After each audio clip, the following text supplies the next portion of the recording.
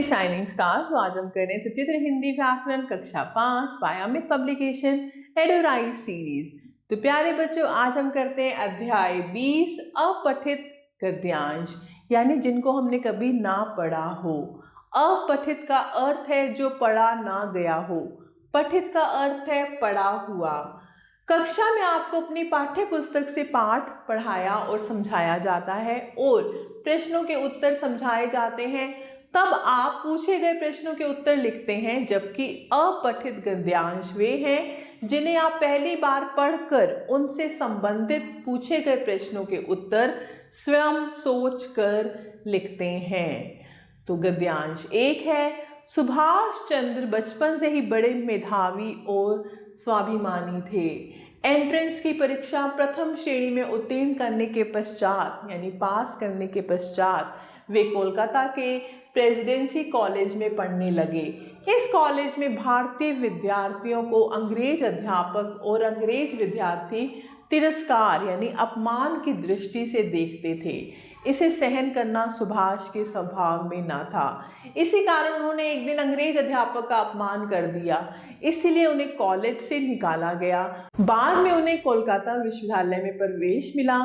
वहां से उन्होंने प्रथम श्रेणी में बीए की परीक्षा उत्तीर्ण की।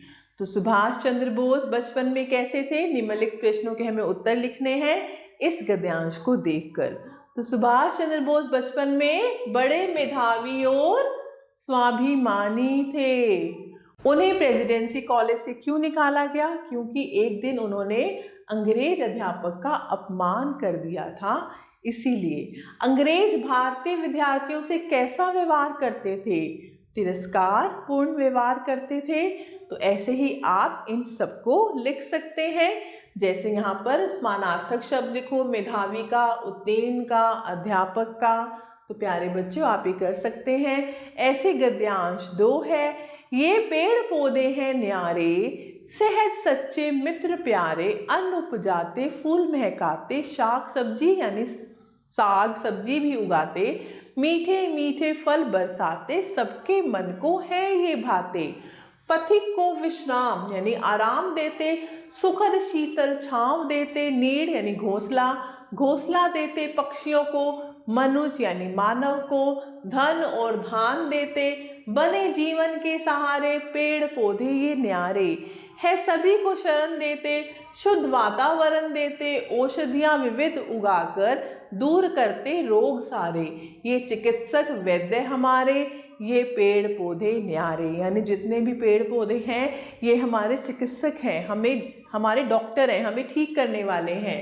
तो प्यारे बच्चों, अब इन प्रश्नों के उत्तर लिखो, कविता को उचित शीर्षक दें।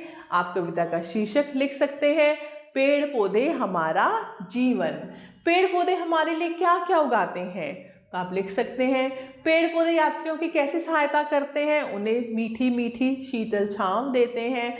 ऐसे ही इन विशेषण शब्दों के विशेष्य कविता में से ढूंढो, तो आप ये भी कर सकते हैं। और ऐसे प्रश्न 5 है, निम्नलिखित अनेक शब्दों के लिए एक शब्द अनुच्छेद में से ढूंढो, जो बीमार का इलाज करे, चिकित्सक, जहाँ पक्षी रहते हो, नीड़, और जो दूर दूर की यात्रा करे, यात्री। तो प्यारे बच्चों, मैं आशा करती हूँ आपको अध्याय अच्छे से समझ आया होगा। आप सभी बच्चों का तहे दिल से धन्यवाद। हमेशा खुश रहें और स्वस्थ रहें।